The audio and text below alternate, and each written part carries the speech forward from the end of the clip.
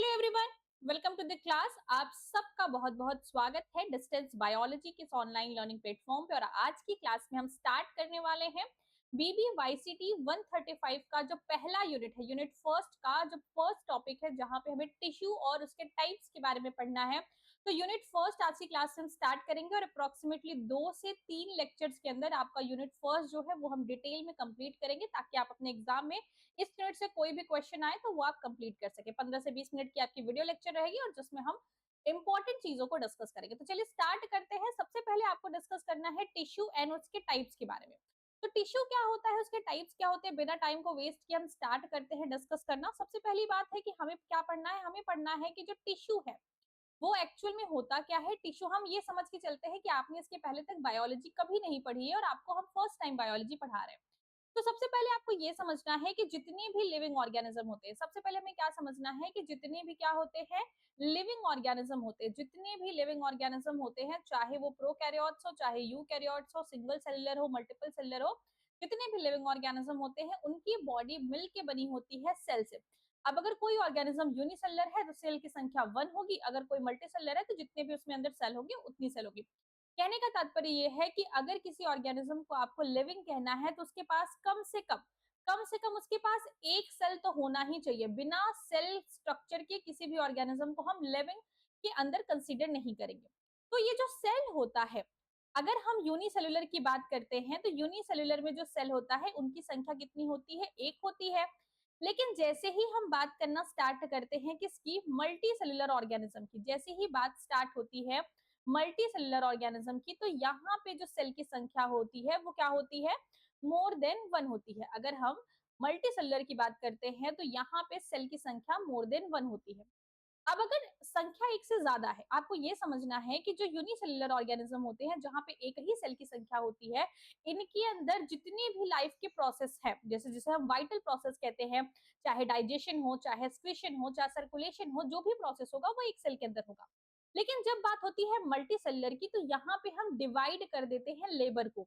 कहने का मतलब ये है कि डाइजेशन करने के लिए हमारे पास अलग सेल होगा, हमारे पास सर्कुलेशन के लिए अलग सेल होगा, हमारे पास नर्वस सिस्टम जैसा कोई अलग सेल होगा। तो कहने का मतलब ये है कि अलग अलग फंक्शन को परफॉर्म करने के लिए यहाँ पे डिफरेंट टाइप ऑफ सेल होते हैं। तो ये जो टिश्यू वर्ड है जिसे हम स्टार्ट कर रहे हैं डिस्कस करना, ये जो टिश्यू वर्ड है ये ग्रुप ऑफ सेल्स होते हैं। क्या होता है, ये होता है ग्रुप ऑफ सेल्स। मतलब अगर बहुत सारे सेल्स हैं तो उनके ग्रुप को हम क्या कहते हैं, टिश्यू कहते हैं। तो क्या इतना सिंपल है, किसी भी सेल के ग्रुप को टिश्यू कह देंगे? नहीं, हम कहते हैं group of cell which perform similar function. क्या करता है, which perform similar function, which perform similar function. क्या, ऐसे कोशिकाओं का समूह जो कि एक जैसे काम को परफॉर्म करता है, एक जैसे काम को पूरा करता है, उसे हम टिश्यू कहते हैं। जैसे कि हम पढ़ते हैं कि हमारे पास डाइजेस्ट, अगर हम मान लो एनिमल्स की बात करें तो हम कह रहे हैं कि भाई हमारी बॉडी में एक सिस्टम है जिसे हम कहते हैं डाइजेस्टिव सिस्टम। अब ये जो डाइजेस्टिव सिस्टम में काम हो रहा है, डाइजेशन का हो रहा है। अब इस डाइजेशन में भी बहुत सारे काम होते हैं। जैसे कि हम कह रहे हैं कि हमारे पास स्टमक नाम का एक ऑर्गन होता है जिसे हम अमाशय कहते हैं, और अमाशय के अंदर जो है HCl प्रोड्यूस हो रहा है। तो HCl प्रोड्यूस करने के लिए जितनी भी सेल्स है उन्हें हम कह देंगे कि एक टाइप ऑफ टिश्यू है। या फिर हम कह रहे हैं लिवर टिश्यू है। लिवर का जो फंक्शन है, वहां पे जो ग्रुप ऑफ सेल्स है वो किसी एक पर्टिकुलर फंक्शन को परफॉर्म कर रही है, जिसे हम कहते हैं कि ये लिवर के टिश्यू है। तो टिश्यू ऐसे सेल का ग्रुप होता है जो कि हमारे पास सिमिलर फंक्शन परफॉर्म करती है। कई बार ये सेम ओरिजिन की होती है, कई बार ये डिफरेंट ओरिजिन की होती है। तो आपको समझ में आ गया कि सेल क्या होता है और टिश्यू क्या होता है। जैसे हमने कहा कि सेल होता है, सेल के साथ होता है टिश्यू, और टिश्यू के मिलने की वजह से, डिफरेंट टाइप ऑफ टिश्यू जो है वो जब मिलते हैं तो हमारे पास एक स्ट्रक्चर बनता है जिसे हम कहते हैं ऑर्गन। उसके बाद ऑर्गन के बाद ऑर्गन सिस्टम होता है, एंड देन हमारे पास बॉडी होती है। हम यहाँ पे बॉटनी पढ़ रहे हैं तो हम बॉटनी के पर्सपेक्टिव से समझेंगे। जैसे हम कह रहे हैं कि भाई हमारे पास एक सेल है। अब वो सेल जो है मेरिस्टेमेटिक सेल हो सकती है, परमानेंट सेल हो सकती है, कोई भी सेल हो सकती है। इन सेल के मिलने की वजह से हमारे पास टिश्यू बनता है। जैसे कि हम कह रहे हैं कि हमारे पास प्लांट में पैरेनकाइमेटस टिश्यू है, हमारे पास कोलनकाइमेटस टिश्यू है, तो हमारे पास डिफरेंट टाइप ऑफ टिश्यू है। और इन टिश्यू के मिलने की वजह से हमारे पास ऑर्गन बनता है, इन ऑर्गन के मिलने की वजह से प्लांट बॉडी बनती है। तो हम यहाँ पे बॉटनी के पर्सपेक्टिव से cell, tissue, organ and body के बारे में पढ़ेंगे। यही सेम कॉन्सेप्ट आपको जूलॉजी में भी देखने को मिलेगा। तो चलिए स्टार्ट करते हैं वन बाय वन करके कि आपका जो सिलेबस है, आपका जो बुक है, उसमें यूनिट फर्स्ट में आपको क्या क्या चीजें पढ़नी है। आपके यूनिट फर्स्ट का जो नाम है, आपके यूनिट फर्स्ट का जो नाम है वो है टिश्यू। आपके यूनिट फर्स्ट का जो नाम है वो क्या है, वो है टिश्यू। अब इस टिश्यू के अंदर देखिए सबसे पहले आपको दिया गया है, आपको कोई भी चैप्टर स्टार्ट करना है उसके पहले आपको ये वाला पोर्शन जरूर पढ़ना है। इसमें दिया है कि आपको टिश्यू के बारे में उसके इंट्रोडक्शन पढ़ने हैं, टाइप ऑफ टिश्यू, कितने प्रकार के टिश्यू होते हैं, सिंपल टिश्यू के कुछ टाइप्स होते हैं जैसे परमानेंट टिश्यू, कोलेनकाइमेटस, सॉरी पैरेनकाइमेटस, कोलोनकाइमेटस, स्क्लेरेनकाइमेटस। फिर कॉम्प्लेक्स टिश्यू दिया है जिसपे जाइलम एंड फ्लोएम पढ़ना है, फिर मेरिस्टेमेटिक टिश्यूज की प्रॉपर्टी देनी है, फिर हमारे पास समरी है। तो ये चीजें जो है वो आपको यहाँ पे मेंशन की गई हैं, ये चीजें क्या है आपको यहाँ पे मेंशन की गई हैं। अब देखिए, एक मिनट, अब देखिए यहाँ पे आपको जो चीजें दी गई हैं इसमें आपको क्या समझ में आ रहा है, और ये सिर्फ इस चैप्टर के लिए नहीं है, ये आपको हर चैप्टर के लिए है कि आपको जो भी चैप्टर, जो भी यूनिट अगर आप खुद से भी पढ़ रहे हैं, जो भी आपको स्टार्ट करना है, तो सबसे पहले आपको क्या करना है, एक मिनट, सबसे पहले आपको ये पढ़ना है कि इसमें आपको क्या क्या चीजें दी गई हैं, क्या क्या चीजें आपको यहाँ पे बताया गया है। तो आप ये समझिए कि आपको ये चैप्टर पढ़ने के बाद आपको पता होना चाहिए कि सिंपल टिश्यू क्या होता है, परमानेंट टिश्यू क्या होता है, आपको पता होना चाहिए कि कॉम्प्लेक्स सेल्स क्या होते हैं, उसके बाद जो है कॉम्प्लेक्स टिश्यू क्या होता है, सिंपल टिश्यू क्या होता है, मेरिस्टेमेटिक टिश्यूज की क्या क्या फीचर होते हैं। मैं आपको ये बता रही हूँ कि आज इस क्लास में सबसे पहले हम यहाँ तक पढ़ेंगे, इंट्रोडक्शन पढ़ेंगे, टाइप ऑफ टिश्यू पढ़ेंगे, पैरेनकाइमेटस और स्क्लेरेनकाइमेटस, इतना टॉपिक आज की क्लास में हम कंप्लीट करेंगे। नेक्स्ट क्लास में हम कॉम्प्लेक्स टिश्यू पढ़ेंगे, थर्ड क्लास में हम यहाँ पे ये जो पोर्शन है, ये वाला पोर्शन मेरिस्टेमेटिक टिश्यूज की प्रॉपर्टी वगैरह वो कंप्लीट करेंगे। तो चलिए देखते हैं कि आपकी बुक्स में क्या क्या चीजें मेंशन की गई हैं और उसको वन बाय वन करके हम पढ़ने की कोशिश करते हैं। हालांकि बहुत ज्यादा डिटेल में हम नहीं जाएंगे, लेकिन हम थोड़ा सा चीजों को समझने की कोशिश करेंगे कि इसमें आपको क्या कह रहा है। कह रहा है कि जो सारे के सारे लिविंग ऑर्गेनिज्म, मतलब उसको थोड़ा सा और जूम कर लेते हैं, क्या कह रहा है ये देखते हैं। कह रहा है कि जितने भी लिविंग ऑर्गेनिज्म होते हैं उनकी जो बेसिक यूनिट होती है लाइफ की, उसे हम सेल कहते हैं, जो कि मैंने आपको ऑलरेडी बता दिया कि जो बेसिक यूनिट ऑफ लाइफ होती है वो हमारे पास सेल है। उसके बाद कह रहा है कि सेल जो है वो ग्रुप का फॉर्मेशन करती है, जो कि कुछ कोई स्पेसिफिक फंक्शन परफॉर्म करती है, जो चीज मैंने कहा कि group of the cell which perform a specific function, इसे हम क्या कहते हैं, टिश्यू कहते हैं। तो cell have distinct shape, cell जो है डिफरेंट शेप की होती है, डिफरेंट इनके पास कैरेक्टरिस्टिक फीचर्स होता है और ये डिफरेंट प्रॉपर्टीज को फॉलो करती है। ये सिंपल सी बात आपको सेल के बारे में दी है। दे रहा है कि इस यूनिट में आपको स्टडी करना है different type of tissue found in plants, plants के अंदर जो डिफरेंट टाइप ऑफ टिश्यू पाए जाते हैं उनके बारे में पढ़ना है, उनके स्पेशलाइज्ड स्ट्रक्चर्स के बारे में पढ़ना है, और उनके लिमिटेड फंक्शन जो काम वो परफॉर्म करते हैं, या फिर अगर वो एक से ज्यादा भी काम परफॉर्म करते हैं तो उनके बारे में आपको पढ़ना है। आपको पढ़ना है कि किस तरीके से सेल जो है वो ग्रोथ, सेल डिवीजन और डिफरेंशिएशन में पार्टिसिपेट करता है। तो ये बेसिक चीज है, इसमें से आपको कुछ खास याद नहीं करना, आपको सिर्फ ये याद रखना है कि जो हमारे पास सेल के ग्रुप होते हैं जिसे हम टिश्यू कहते हैं, वो एक स्पेसिफिक फंक्शन को परफॉर्म करते हैं, बस इतनी चीज आपको यहाँ से याद करनी है। उसके बाद ये वाला जो पेज है ये काफी इंपॉर्टेंट हो जाता है, तो पहले हम इस पेज के बारे में समझ लेते हैं, उसके बाद हम इसके स्लाइड को रीड कर लेंगे। देखिए सबसे पहले आपको कह रहा है कि आपके पास जो टिश्यू है, जो ग्रुप ऑफ द सेल्स है जिसे हम टिश्यू कह रहे हैं, आपको कह रहा है कि टिश्यू जो प्लांट टिश्यूज होते हैं, आपको क्या कह रहा है कि जो प्लांट टिश्यू होते हैं इनके बारे में अगर हम पढ़ना स्टार्ट करते हैं, तो प्लांट के अंदर जो टिश्यू होते हैं उनके कुछ फीचर्स होते हैं और इनको हम किसी क्राइटेरिया के हिसाब से कुछ ग्रुप्स में कैटेगराइज या फिर डिवाइड करते हैं। कह रहा है कि जो टिश्यू होते हैं इनको हम दो ग्रुप्स में डिवाइड करते हैं। सबसे पहले दो ग्रुप्स में डिवाइड करते हैं, ये क्राइटेरिया दो ग्रुप्स में डिवाइड करने का क्या है, पहला क्राइटेरिया ये है कि वो जो टिश्यू है वो उसके पास सेल डिवीजन की कैपेबिलिटी है या नहीं। तो सेल डिवीजन कोई सेल कर पाता है या नहीं, सेल डिवीजन की एबिलिटी किसी सेल के पास है या नहीं, इसके आधार पे हम टिश्यू को दो ग्रुप्स में डिवाइड करते हैं। जो पहला ग्रुप है वो है मेरिस्टेमेटिक टिश्यू, जो पहला ग्रुप है वो है मेरिस्टेमेटिक टिश्यू, और जो दूसरा ग्रुप है उसे हम कहते हैं परमानेंट टिश्यू, परमानेंट टिश्यू। ठीक है, तो इस तरीके से हमने दो ग्रुप्स में डिवाइड किया। अब ये दो ग्रुप्स आपको समझने होंगे कि मेरिस्टेमेटिक टिश्यू और परमानेंट टिश्यू का मतलब क्या होता है और ये किस तरीके से हमें पढ़ने हैं और इनका क्या बेसिक डिफरेंस क्या होता है। एक मिनट, ये हम सर्कल में ना करके स्क्वायर शेप में अगर लेंगे तो हमें ज्यादा बेटर रहेगा। एक है हमारे पास मेरिस्टेमेटिक और दूसरी है हमारे पास परमानेंट, दूसरी है हमारे पास परमानेंट। अब समझते हैं कि मेरिस्टेमेटिक का क्या होता है मतलब और परमानेंट का क्या मतलब होता है। मेरिस्टेमेटिक सेल्स ऐसी सेल्स होती हैं जो कि सेलुलर फंक्शन, जो कि सेल डिवीजन एक्टिवली परफॉर्म करती हैं। क्या करती हैं, सेल डिवीजन ये एक्टिवली परफॉर्म करती है, इनके पास सेल डिवीजन की एबिलिटी होती है, ये सेल डिवीजन कर सकती है। जबकि ये जो है मोस्टली नॉन डिविजिबल होती है, इनके पास सेल डिवीजन की जो एबिलिटी है वो क्या हो सकती है, खत्म हो चुकी होती है।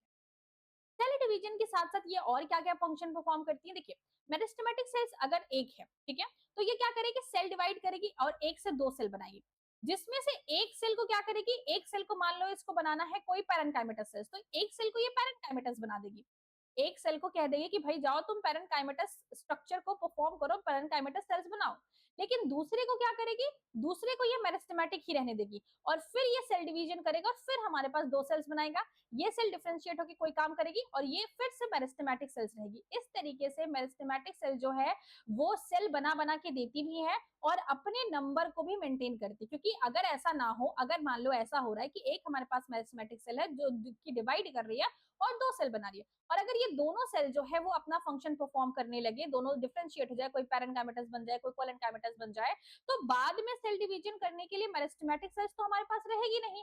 इसलिए जो है पैरेंकाइमेटस सेल्स का ये नेचर होता है कि जब ये सेल डिवाइड करती हैं तो ये सेल डिवीजन के साथ साथ अपना नंबर भी मेंटेन करके रखती हैं कि जितना नंबर इनको चाहिए उतना नंबर इनके पास होता है। तो ये मेरिस्टेमेटिक सेल्स के फीचर्स हैं। अब अगर हम परमानेंट सेल्स की बात करते हैं तो ये नॉन डिविजिबल होती हैं और जनरली ये ज्यादा, ये मतलब कि होता क्या है कि मेरिस्टेमेटिक सेल जो है वो डिवाइड करके सेल का प्लांट में नंबर बढ़ाती हैं, जबकि परमानेंट सेल जो है उन सेल को डिफरेंशिएट करती हैं, उन सेल के फंक्शन को, जैसे कि कौन सा काम करना है। आप समझिए सिंपल सा कि ये आपका स्कूल है जिसमें आपको ट्रेनिंग किया जा रहा है, इसमें सब टाइप के स्टूडेंट है, जिसमें मैथ्स पढ़ाया जा रहा है, साइंस पढ़ाया जा रहा है, सब कुछ पढ़ाया जा रहा है, लेकिन यहाँ पे आपको एक पर्टिकुलर से आपने बायोलॉजी ले लिया अपने ग्रेजुएशन में, पोस्ट ग्रेजुएशन में और ज्यादा स्पेसिफिक हो जाएगा और आप सिर्फ उसी काम को परफॉर्म कर पाओगे। कोई डॉक्टर बन रहा है, कोई पीएचडी करके कोई रिसर्च कर रहा है, तो अब आप परमानेंट हो चुके हो, अब आप सारे सब्जेक्ट्स नहीं पढ़ सकते। तो ये परमानेंट है जो कि किसी स्पेसिफिक फंक्शन को परफॉर्म करता है और इसी फंक्शन को परफॉर्म करने के लिए मेरिस्टेमेटिक सेल्स जो है वो लगातार सेल्स का फॉर्मेशन करती रहती है। अब हमें ये पढ़ना है कि हमारे पास जो मेरिस्टेमेटिक सेल्स है और जो परमानेंट सेल्स है इनके कुछ टाइप्स होते हैं, जिसके बारे में आपको इस चैप्टर में काफी डिटेल में पढ़ने को मिलेगा। देखिए मेरिस्टेमेटिक सेल्स जो है वो तीन टाइप्स की होती हैं, या तीन हम कह रहे हैं कि मेरिस्टेमेटिक सेल्स जो है वो उनके पोजीशन के आधार पे तीन प्रकार की होती हैं। इसके बारे में हम यूनिट सेकंड में पढ़ेंगे, नाम जान लेते हैं। तो सबसे फर्स्ट है वो है हमारे पास एपिकल मेरिस्टम, सेकंड में हम कह रहे हैं कि ये है हमारे पास intercalary meristem on the basis of their position, ये क्या है इंटर कैलरी मेरिस्टम, और थर्ड में है हमारे पास क्या, थर्ड में है हमारे पास लेटरल मेरिस्टम। ये तीन प्रकार की सेल्स होती हैं जो कि मेरिस्टेमेटिक नेचर की होती है। एपिकल सेल जो है वो प्लांट के एपिकल पोर्शन पे पाई जाती है। इंटर कैलरी सेल्स जो है वो कहाँ पे पाई जाती है, जहां पे प्लांट्स के नोड्स प्रेजेंट होते हैं। और लेटरल मेरिस्टम जो है प्लांट के गर्थ को ग्रो करने में हेल्प करती है, मतलब प्लांट का जो डायामीटर, जो मोटाई बढ़ती है प्लांट की, उसमें हेल्प करती है। तो इस तरीके से हमारे पास मेरिस्टेमेटिक सेल्स होती हैं। अब परमानेंट सेल्स के बारे में भी थोड़ा सा पढ़ लेते हैं, और परमानेंट के बारे में हमें थोड़ा डिटेल में पढ़ना है, इसलिए हम एक नई स्लाइड ले लेते हैं। परमानेंट सेल्स की अगर हम बात करते हैं कि जो परमानेंट सेल्स होती हैं, जो परमानेंट सेल्स होती हैं ये एक बार अपना फंक्शन अगर ले लेती हैं कि हाँ मुझे ये काम करना है, तो मोस्टली ये अपने काम को रिवर्स नहीं करती हैं और ये परमानेंट उसी फंक्शन को परफॉर्म करती हैं। अब परमानेंट सेल्स भी हमारे पास डिफरेंट टाइप की होती है। फर्स्ट अगर हम इन्हें कैटेगराइज करें तो simple type of permanent tissue, और दूसरा अगर हम इसे कैटेगराइज करें तो ये है complex type of permanent tissue. पहला क्या है हमारे पास simple type of permanent tissue, और दूसरा है हमारे पास complex type of permanent tissue. तो हमारे पास परमानेंट टिश्यूज भी दो प्रकार के होते हैं। अब जो सिंपल परमानेंट टिश्यू होता है हम उसके बारे में समझते हैं। देखिए यहाँ पे सिंपल और परमानेंट कहने का जो मतलब है वो ये है कि अगर कोई परमानेंट टिश्यू सिंपल रहेगी तो इसमें single type of cells involve रहेगा। क्या रहेगा, single type of cell, single type of cell, single type of cell. आप यहाँ पे ना, यहाँ पे जो हमने सेल लिखा है इसको सेल ना लिख के अगर हम इसे टिश्यू लिख दे, तो सेल ना लिख के अगर हम इसे टिश्यू लिख दे, इसे सेल ना लिख के अगर हम इसको टिश्यू लिख दे, अगर हम इसको क्या करें तो हम टिश्यू लिख दे तो हमारे लिए ज्यादा सही रहेगा। हम यहाँ पे क्या लिख दे रहे हैं कि परमानेंट टिश्यू लिख दे रहे हैं। परमानेंट टिश्यू जो जो है वो दो प्रकार की होती है, एक होता है simple type of permanent tissue और दूसरा होता है complex type of. Single type of जो टिश्यू हमारे पास होता है इसमें सिर्फ और सिर्फ एक ही प्रकार के सेल्स जो है मिलकर टिश्यू का फॉर्मेशन करते हैं, जबकि कॉम्प्लेक्स में क्या होगा कि एक ही टिश्यू बनाने के लिए more than one type of, more than one type of permanent tissue जो है यहाँ पे होते हैं, more than one type of permanent tissue, one type of permanent tissue. तो कहने का मतलब ये है कि जो हमारे पास सिंपल है, सिंपल का मतलब ये है कि यहाँ पे कोई एक सेल होगी तो वैसी ही सारी सेल होंगी। कॉम्प्लेक्स में भी हमारे पास अगर डिफरेंट टाइप ऑफ सेल्स मिलके किसी एक पर्टिकुलर फंक्शन को परफॉर्म करेंगी। अब हम यहाँ पे थोड़े से एग्जांपल्स देख लेते हैं कि हमारे पास क्या क्या एग्जांपल अवेलेबल है सिंपल की और क्या एग्जांपल अवेलेबल है कॉम्प्लेक्स के।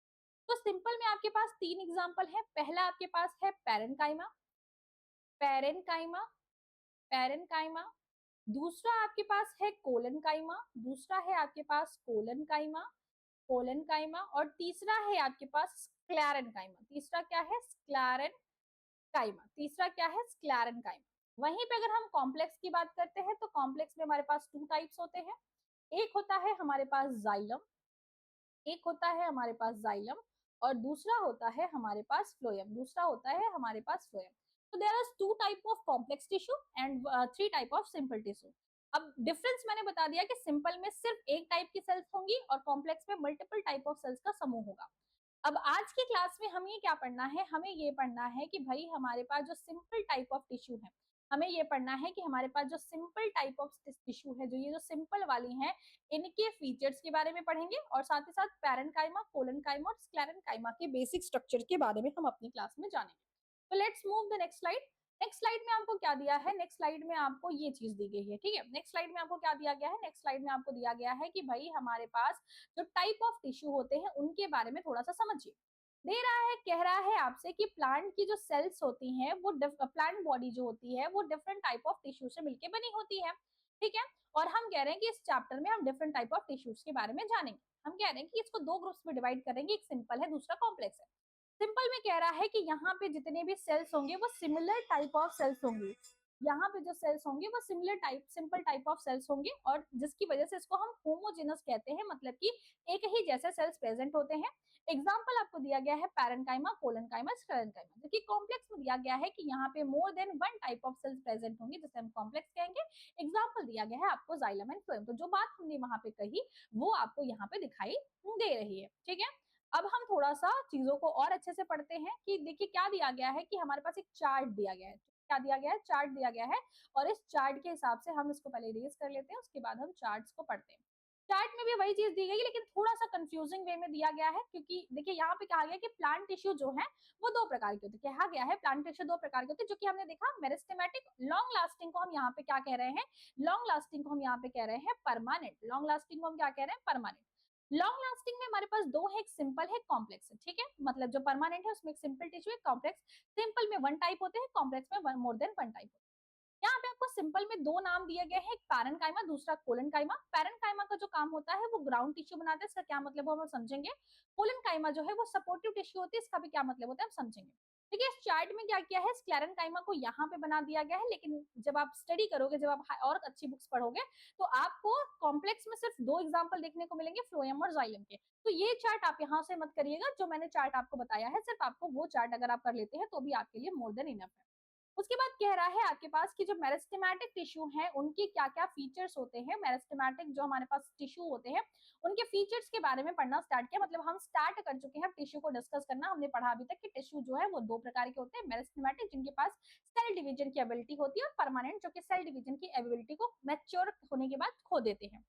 तो कह रहा है कि जो हमारे पास मेरिस्टेमेटिक टिश्यू है इसको हम मेरिस्टेम के नाम से भी जानते हैं, और ये जनरली यंग और इमेच्योर सेल्स होती हैं। कैसे सेल्स होती हैं? हम इसको थोड़ा सा और बड़ा कर लेते हैं ताकि आपको चीजें और क्लियरली दिखाई दे। 1 मिनट, तो थोड़ा सा और बड़ा कर लेते हैं। हाँ देखिए दिया क्या गया है कि जो सेल्स होती है मेरिस्टेमेटिक की, ये यंग होती है और इमेच्योर होती है। इमेच्योर कहने का मतलब ये है कि अभी ये अपने किसी भी फेट को डिसाइड नहीं कर पाते कि हाँ भाई इनको जीवन में क्या करना है। जैसे आप अब छोटे थे, स्कूल में थे, तो आपको नहीं पता था कि आपको लाइफ में क्या करना है, तो हम कहते थे कि भाई ये इमेच्योरिटी का स्टेज है। और ये क्या करता था, अपनी कंटिन्यूअस डिवीजन की इसके पास एबिलिटी होती है, मतलब ये लगातार लगातार लगातार अपने नंबर को बढ़ाता है। और ये जो सेल है इसके पास डिवाइड की और self perpetuate through out the life, plant life, मतलब कि ये खुद को डिवाइड करता है और अपने आप को, अपनी संख्या को पूरे जीवन भर बनाए रखता है। कैसे बनाए रखता है इसके बारे में मैंने आपको बताया। फिर कह रहा है एक मेरिस्टेमेटिक में consist one of more group of the cell there are combined as a meristematic cells. कह रहा है कि यहाँ पे जो है एक या एक से ज्यादा ग्रुप ऑफ सेल्स भी हो सकते हैं जो कि मेरिस्टेमेटिक सेल्स के नंबर को डिसाइड करते हैं, मेरिस्टेमेटिक सेल्स को रिप्रेजेंट करते हैं। फिर कह रहा है कि यहाँ पे मेरिस्टेमेटिक सेल जो होती है इनके बारे में यूनिट 2 के में हम डिटेल में पढ़ेंगे। नेक्स्ट में आपको परमानेंट टिश्यूज के बारे में थोड़ी सी चीजें बताई गई हैं। कह रहा है कि मेरिस्टेमेटिक जो टिश्यू है, जो मेरिस्टेमेटिक टिश्यू मैंने आपको पहले ही बताया कि हमारे पास मेरिस्टेमेटिक टिश्यू होती है, ये सेल डिवाइड करती है, दो सेल बना लेती हैं, ये सेल अभी भी मेरिस्टेमेटिक और ये सेल आगे चल के क्या हो जाएगी परमानेंट। मतलब जितनी भी परमानेंट सेल्स थी वो कभी ना कभी मेरिस्टेमेटिक सेल रही होंगी। तो कहने का तात्पर्य ये है कि जितनी भी हमारे पास मेरिस्टेमेटिक सेल्स होती है वो परमानेंट सेल से ही जितनी भी हमारे पास परमानेंट सेल्स होती है वो मेरिस्टेमेटिक सेल से ही मिलकर बनी होती है। फिर कह रहा है कि ये सेल जो है वो डिवाइड नहीं कर सकती क्योंकि इन्होंने अपने डिवाइड करने की जो एबिलिटी है उसको लूज कर दिया, खत्म कर दिया, इनके पास अब डिवाइड करने की एबिलिटी नहीं है। The cell of this tissue possesses living or dead cells which may thick or thin walled but have well developed organelles। देखिए मेरिस्टेमेटिक सेल्स का जो साइज होता है वो छोटा होता है, इसके अंदर बड़ा सा न्यूक्लियस होता है, बाकी सेल ऑर्गेनल्स यहाँ पे पूरी तरीके से मेच्योर नहीं होते हैं। लेकिन जब ये डिफरेंशिएट होती है, जब इनको पता चल जाता है कि इनको जीवन में क्या करना है, जैसे कि आप क्लास फिफ्थ में थे, सिक्स में थे, तो आपको मैथ्स आती थी, ठीक है, आपको मैथ्स आती थी लेकिन आपको इतनी अच्छे से नहीं आती थी, आपको बायो भी आती थी क्लास फिफ्थ में लेकिन इतनी अच्छे से नहीं आती थी। फिर आपने क्या किया, आपने डिसाइड किया कि मैं अपना ग्रेजुएशन पोस्ट ग्रेजुएशन जो है वो बायोलॉजी से करूंगा, तो अब आपको बायो के बारे में ज्यादा पता है। तो वैसे ही जब मेरिस्टेमेटिक सेल्स रहती है तो इनके जो सेल ऑर्गेनल्स होते हैं वो इतने मेच्योर नहीं होते हैं, लेकिन बाद में ये वेल डेवलप नेचर जाते हैं जब ये डिफरेंशिएशन कर लेते हैं और इसे हम मैच्योर टिश्यू के नाम से जानते हैं।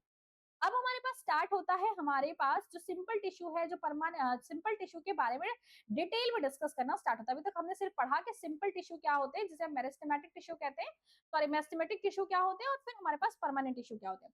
तो अभी मेरिस्टेमेटिक टिश्यू के बारे में आपको यूनिट सेकंड में पढ़ना है। मेरिस्टेमेटिक जो टिश्यू है इसके बारे में आपको यूनिट सेकंड में पढ़ना है। यूनिट फर्स्ट में आपका जो सिलेबस है वो स्टार्ट करता है परमानेंट टिश्यूज के साथ। परमानेंट टिश्यू में भी जो फर्स्ट है वो है पैरेन्काइमा। देखिए आपको ये चीज समझना है कि अगर हम पैरेन्काइमा की बात करते हैं, किसकी बात करते हैं, अगर हम बात करते हैं पैरेन्काइमा सेल्स की, किसकी बात करते हैं, एक मिनट थोड़ा सा थिक कर लेते हैं पेन को। अगर हम बात करते हैं किसकी, अगर हम बात करते हैं पैरेन्काइमेटस सेल्स की, किसकी बात करते हैं, पैरेन्काइमेटस सेल्स की अगर हम बात करते हैं, तो जो पैरेन्काइमेटस सेल्स होती हैं, ठीक है, जो पैरेन्काइमेटस सेल्स होती हैं ये ऐसी सेल्स होती हैं जो कि एक्टिवली जो है अभी अभी आप समझिए कि अभी अभी मेरिस्टेमेटिक सेल से नया नया डिफरेंशिएशन करके जो सेल्स बनती हैं वो है हमारे पास परमानेंट सेल्स। परमानेंट सेल्स का बेसिक जो काम है वो है कि ये किसी चीज को स्टोरेज करती है, किसी भी चीज का क्या करेंगे, स्टोरेज करेंगी, ये किसी भी चीज को सिक्रीट करेंगी, ये किसी भी चीज को क्या करेंगे, सिक्रीट करेंगी, और ये किसी भी चीज को सिंथेसाइज करेंगे। सेल के अंदर जहां पे भी सिंथेसिस वगैरह का काम होता है, स्टोरेज का सिंथेसिस और सिक्रीशन का काम होता है, वहां पे जनरली आपको पैरेन्काइमेटस सेल्स देखने को मिलते हैं। जैसे कि आपके प्लांट्स में नेक्टर बन रहे हैं, जो मधुमक्खियां लेके जाती हैं, नेक्टर है, कहीं पे म्यूसिलेज बन रहा है, कहीं पे रेजिन बन रहा है, कहीं पे गम बन रहा है, तो ये जो सब चीजें जो सिक्रीट हो रही है ना, ये पैरेन्काइमेटस सेल्स ही कर रही है। उसके साथ ही साथ पैरेन्काइमेटस सेल्स का जो शेप होता है वो काफी एक जैसा होता है, मतलब एक जगह पे एक टिश्यू के अंदर जो भी पैरेन्काइमेटस सेल्स होंगी उनका शेप जनरली एक जैसा होता है। ये ओवल हो सकती हैं, सर्कुलर हो सकती हैं, और भी डिफरेंट शेप में यहाँ पे पाई जा सकती है। उसके बाद कह रहा है कि जो पैरेन्काइमेटस सेल्स होती है ना, इनके बीच बीच में ये जो स्पेस होता है, ये जो पैरेन्काइमेटस सेल्स के बीच में स्पेस होता है, इसे हम कहते हैं इंटरसेल्युलर स्पेस। इसे हम क्या कहते हैं, इंटरसेल्युलर स्पेस।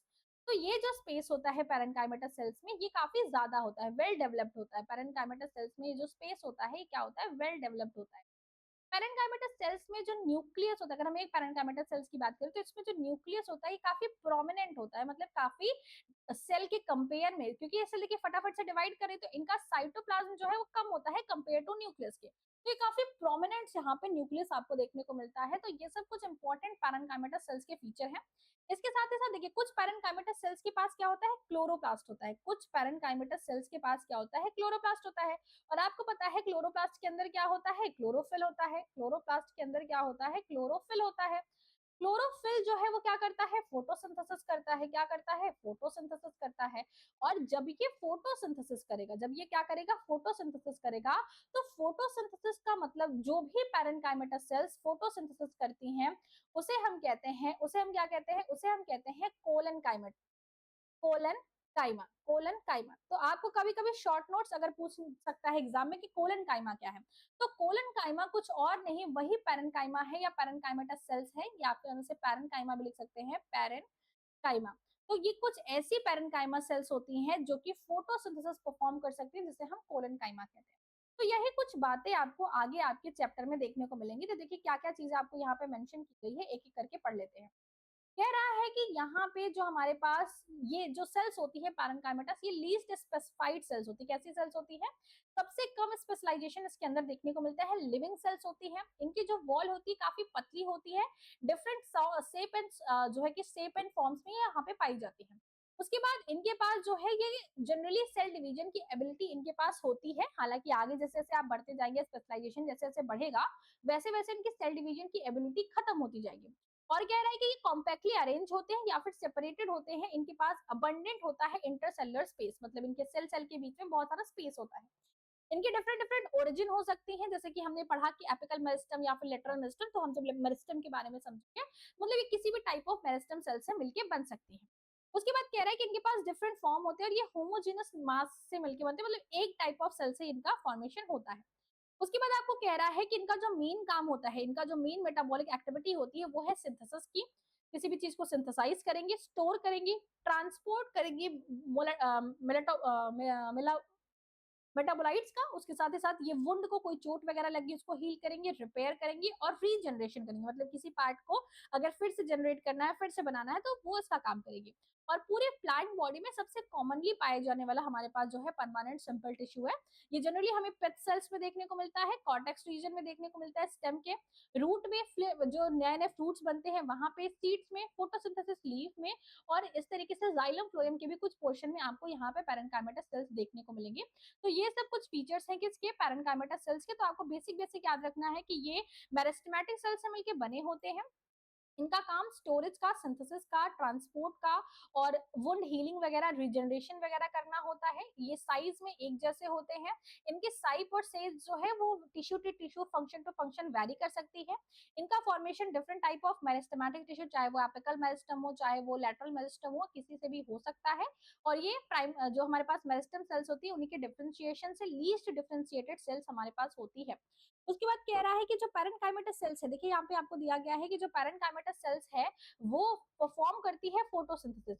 आपको क्या कह रहा है कि जो पैरेन्काइमेटस सेल्स है वो फोटोसिंथेसिस परफॉर्म करती है, तो इसे हम क्लोरेनकाइमा कहते हैं। वो पैरेन्काइमेटस सेल्स जो कि फोटोसिंथेसिस परफॉर्म करती है, इसे हम क्लोरेनकाइमा कहते हैं। और ये जो सेल्स होती है, ये जो है आराम से मस्त से क्लोरोप्लास्ट इनके पास होता है, तो ये अपना फोटोसिंथेसिस कर पाती है। उसके साथ ही साथ कह रहा है कि पैरेन्काइमेटस सेल जो है वो सिक्रीट करते हैं नेक्टर को, म्यूसिलेज करते हैं, म्यूसिलेज को, रेजिन को एंड ऑयल्स को। तो सिक्रीशन का काम भी यहाँ पे काफी ज्यादा होता है। तो इस तरीके से हमारे पास जो है पैरेन्काइमेटस सेल्स के बारे में इतनी इंफॉर्मेशन से आप याद रख पाते हैं, तो आपके लिए मोर देन इनफ है। नेक्स्ट में हमें पढ़ना है कोलन काइमा के बारे में। तो कोलन काइमा देखिए क्या होता है। देखिए जो हमारे पास पैरेन्काइमा है, पैरेन्काइमा का जो मेन काम होता है वो होता है हमारे पास स्टोरेज वगैरह करने का, सिंथेसिस वगैरह करने का। ये मैकेनिकल सपोर्ट में काम नहीं करता है। पैरेन्काइमा का जो काम है, उसमें काम है उसको कोई भी चीज सिंथेसाइज करनी है, मतलब मेटाबॉलिकली ये ज्यादा एक्टिव होती है, ज्यादा लिविंग होती है। कैसी होती है? ज्यादा लिविंग होती है, ज्यादा मेटाबॉलिकली एक्टिव सेल्स यहाँ पे हमारे पास होती है। कौन? पैरेन्काइमा। लेकिन जैसे जैसे हम आगे बढ़ेंगे, जैसे हम पैरेन्काइमा से कोलेनकाइमा जाएंगे, जैसे जैसे हम कोलेनकाइमा से और आगे बढ़ेंगे, स्क्लेरेनकाइमा में जाएंगे, वैसे वैसे लिविंग से जो है नॉन लिविंग के फीचर्स जो है वो बढ़ने लगेंगे। जो पैरेन्काइमा है उससे ज्यादा नॉन लिविंग कौन है? हमारे पास कोलेनकाइमा। और कोलेनकाइमा से भी ज्यादा नॉन लिविंग कौन है? हमारे पास क्लेरेनकाइमा। तो इस तरीके से हमारे पास जो है लिविंग के फीचर्स धीरे धीरे कम होते जाएंगे, और कम होने के साथ साथ इसके अंदर जो सेल है, जो सेल है वो भी कम होने लगेगा। मतलब सेल का जो हमारे पास कह रहे हैं कंटेंट जो है, जो लिविंग स्ट्रक्चर्स है वो कम होने लगेंगे। साथ ही साथ हमारे पास ये भी हमें देखने को मिलेगा कि ये जो सेल है, इनकी जो वॉल है, हम ये भी देखने को मिलेगा कि हमारे पास जो सेल है, इनकी जो वॉल है ये थिक होती जाएगी। जैसे कोलन काइमा में क्या होगा कि किनारे किनारे सेल का जो कोना कोना वाला हिस्सा होगा, यहाँ पे जो है थिकनेस आने लगेगी, जिसकी वजह से सेल की जो मेटाबॉलिक एक्टिविटी है वो रिड्यूस होने लगेगी, और सेल ज्यादा मैकेनिकल फंक्शन परफॉर्म करने लगेगा। कैसा फंक्शन?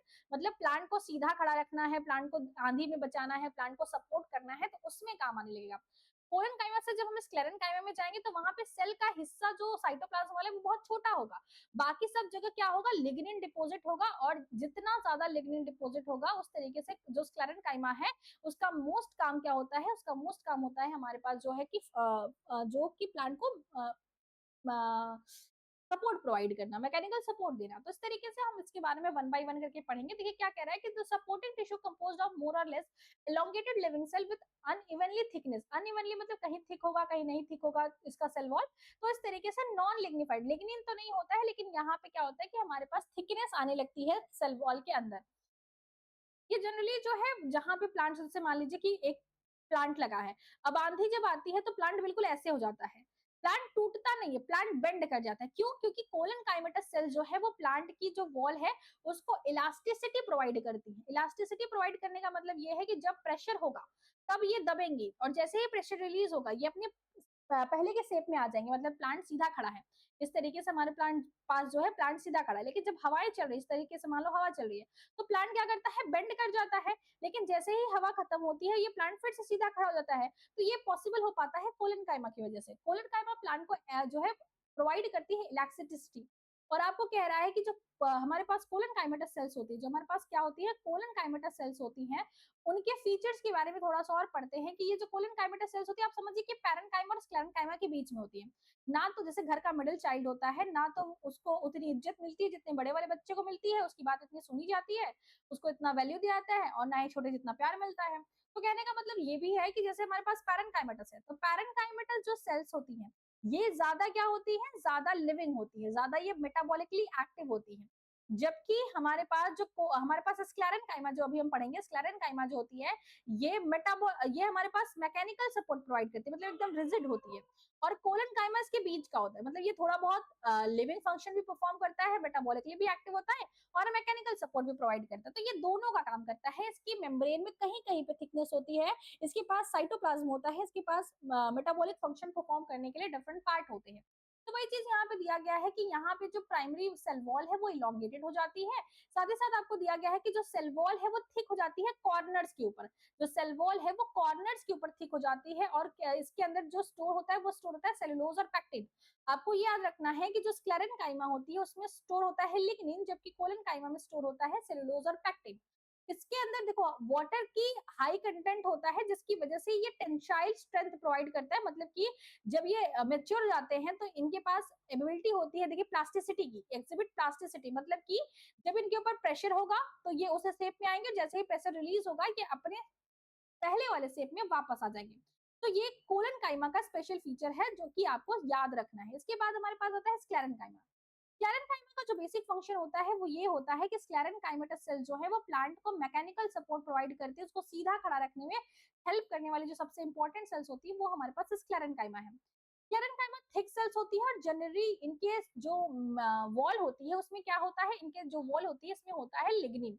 और लिग्निन जहां पे प्रेजेंट होता है वहां पे सेल जो है वो डेड सेल्स कहलाती है, मतलब डेड सेल होती है, इनके अंदर मेटाबॉलिज्म बहुत स्लो हो जाता है या फिर नहीं होता है।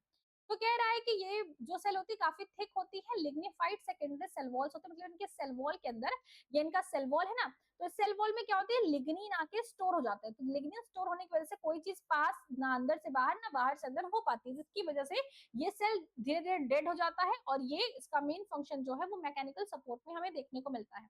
तो ये चीज यहाँ पे मेंशन की गई है। देखिए क्या कहा गया है कि ये जो सेल होती हैं, यहाँ पे कह रहा है कि sclerenchymas prevent the protoplasm from expanding, मतलब अंदर ये बाहर का जो वॉल होता है बहुत ठोस होता है, तो ये प्रोटोप्लाज्म को एक्सपांड नहीं होने देता, और इसकी वजह से ये जो सेल है ये प्रोटेक्टिव और सपोर्टिव फंक्शन परफॉर्म करती है पूरे के पूरे प्लांट में।